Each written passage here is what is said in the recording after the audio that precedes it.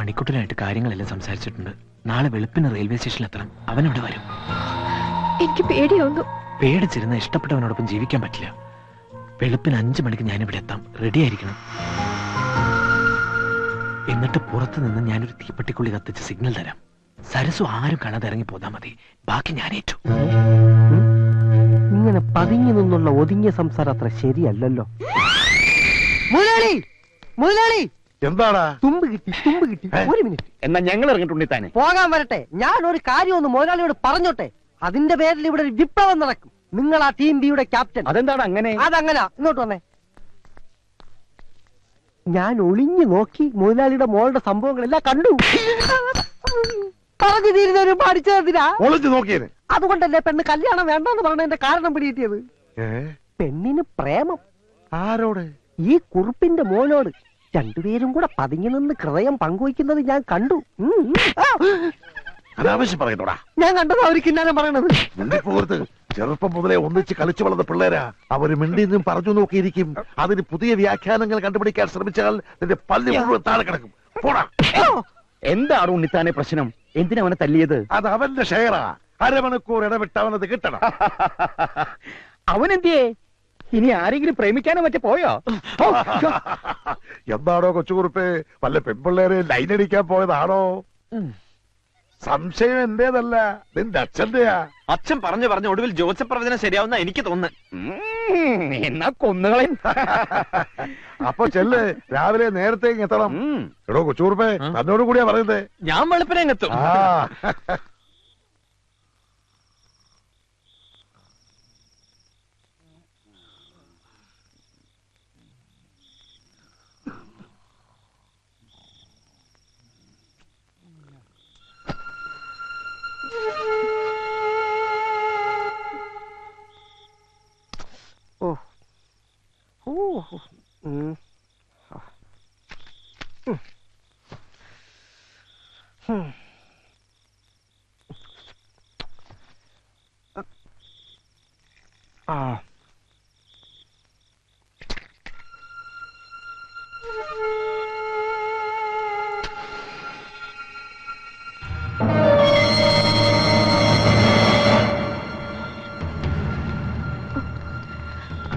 പോകാം.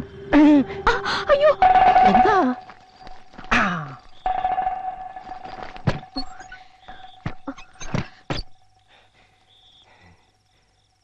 ദൈവമേ, ഇവളിനി കല്യാണം വേണ്ട വേണ്ടെന്ന് പറഞ്ഞത് എന്നോടുള്ള ഇഷ്ടം കൊണ്ടാണോ? അടിച്ചോണ്ട് പോയാലോ?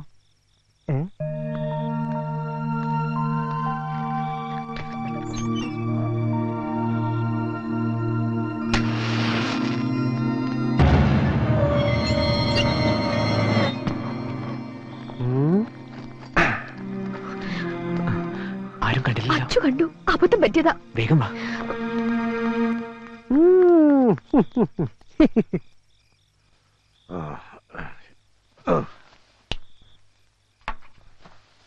ഓ, എടാ സാവിത്രി, മണി 5 കഴിഞ്ഞു.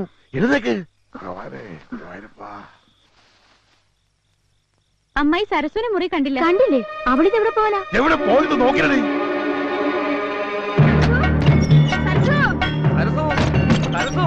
ആ മുറിയിൽ നോക്കിയോടാ.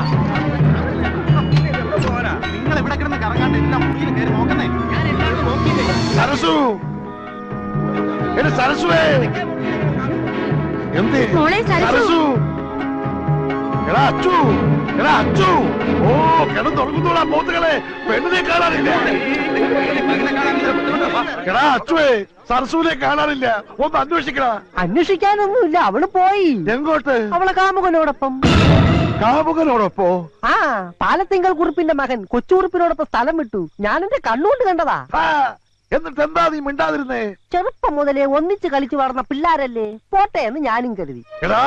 അവര് തമ്മിൽ പ്രേമമാണെന്ന് ഞാൻ ഇന്നലെ പറഞ്ഞതല്ലേ. എന്നിട്ട് കേട്ടോ, എല്ലാവരെയും ഒന്നിച്ച് കളിപ്പിച്ച് അവര് നാട് വിട്ടു. ചെറുക്കലെ കൂട്ടുന്ന വരുമ്പോ പെണ്ണില്ലെങ്കിൽ ഞാൻ എന്തോ പറയും? മുതലാളിക്ക് പറയാൻ ബുദ്ധിമുട്ടാണെങ്കിൽ ഞാൻ പറയാം. എന്ത്? പെണ്ണോളിച്ചോടിയെന്ന്. പോടാ. അവര് നാട് വിടും മുമ്പ് എനിക്ക് പിടിക്കണം.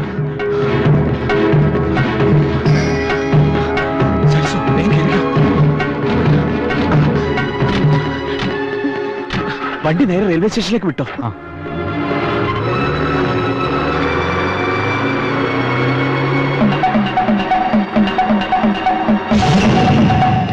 ഈശ്വര, ഞാൻ എന്തായി കേക്കണേ? ജാതകം പലിച്ചൂടി. ആ ഉണ്ണിത്താന്റെ മോളുമായിട്ട് നമ്മുടെ മോൻ ഒളിച്ചോടിയെന്ന്. അവൾ ഇത്രയും കള്ളിയാണെന്ന് ഞാൻ കരുതിയില്ല. നമ്മുടെ മോനെ വിളിച്ചെടുത്തോണ്ട് പോയില്ലേ? ഇനി ആരും കുറ്റം പറഞ്ഞിട്ട് കാര്യമില്ല. നിങ്ങളുടെ മോനെ സൂക്ഷിക്കേണ്ട നിങ്ങളല്ലേ?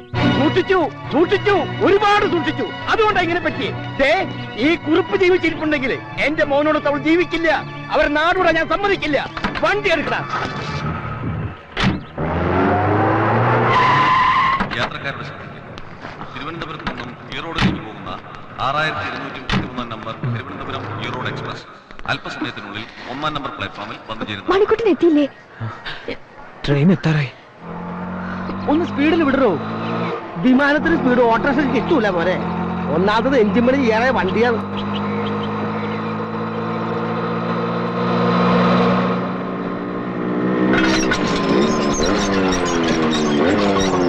അയ്യോ, ഗേറ്റ് അടച്ചു. ഇപ്പൊ വരുന്ന ട്രെയിൻ എനിക്ക് പോകേണ്ടതാ. ഞാനിപ്പോ എന്താ ചെയ്യാ? എന്തെങ്കിലും ചെയ്യടോ. സിനിമയിലെ പോലെ ആട്ടോ ജമ്പ് ചെയ്യിക്കട്ടെ? വേണ്ട, ഞാൻ ജമ്പ് ചെയ്തോളാം.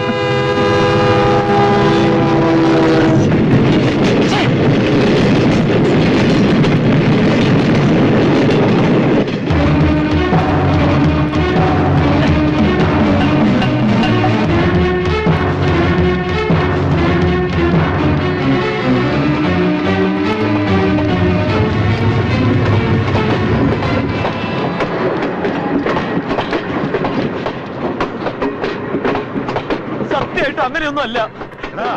ഇന്ന് വെളുപ്പിന് തന്നെ നീ എന്റെ വീട്ടിലെത്തുന്നു പറഞ്ഞപ്പോ ഞാൻ കരുതിയില്ല അതെന്റെ മോളെ പൊക്കിക്കൊണ്ട് പോകാനായിരുന്നു. ഞാനൊന്ന് പറയട്ടെ. മാന്യമായിട്ട് ജീവിക്കുന്നവരെ മാനം കെടുത്തിയിട്ട് നിന്ന് ന്യായീകരിക്കുന്നു. ഉണ്ണിത്താനോട് കളിച്ചാൽ നിന്നെ കൊന്നു കുഴിച്ചു കൂടും. പറയടാ, മിണ്ടിപ്പോവരുത്. കൊണ്ടുപോകരുതവനെ. ഇവരെ തല്ലാൻ നിനക്കെന്താ അവകാശം? എത്തിയല്ലോ സൂത്രധാരൻ. ഇന്നലെ അച്ഛനും മോനും കൂടെ വീട്ടിൽ വന്നത് എന്റെ മോളെ പാട്ടിലാക്കാനുള്ള തന്ത്രവുമായിട്ടായിരുന്നല്ലേ? വിരലൊന്നും ഞൊടിച്ച കൂടെ പോരാ. തന്റെ മോളെ പാട്ടിലാക്കാൻ അത്ര വലിയ തന്ത്രമൊന്നും പ്രയോഗിക്കണ്ട. ആമ്പിള്ളേരെ വഴിപിഴപ്പിക്കാൻ നടക്കുന്ന ശവം. തന്റെ ഭാര്യയുടെ സ്വഭാവം ഇവിടെ വിശദീകരിക്കണ്ട. ഡയറക്ടർ മക്കളിലേക്ക് വന്നില്ലെങ്കിൽ എന്റെ സ്വഭാവം താനിപ്പോ അറിയും. എടോ, ജനിപ്പിച്ചാൽ മാത്രം പോരാ, മക്കളെ വളർത്താനും പഠിക്കണം. താൻ മോളെ പഠിപ്പിച്ചത് ഒളിച്ചോട്ടായിരുന്നു. തന്തയില്ലാത്തവരെ പറയരുത്. തന്തയ്ക്ക് പറഞ്ഞാലുണ്ടല്ലോ. കല്യാണ പന്തലിൽ നിന്ന് എന്റെ മോളെ തട്ടിക്കൊണ്ടുപോയി ഇവന്റെ തന്തയ്ക്കും തന്തയുടെ തന്തയ്ക്കും ഞാൻ പറയും. താൻ എന്തോ ചെയ്യും? എടാ ഉണ്ണിത്താനെ, ഇനി തിരിച്ചു തല്ലാമെന്ന് സമയം കളയുന്നത് ശരീരത്തിന് നല്ലതല്ല. ബുദ്ധിയുണ്ടെങ്കിൽ മുഹൂർത്തം കഴിയുന്നതിന് മുമ്പ് ഇതിനെ വിളിച്ചുകൊണ്ട് പോയി നിശ്ചയിച്ച് ചെറുക്കന്റെ തലയിൽ വെച്ച് കെട്ട്. അല്ലെങ്കിൽ ഇനിയും മതിൽ ചാടും.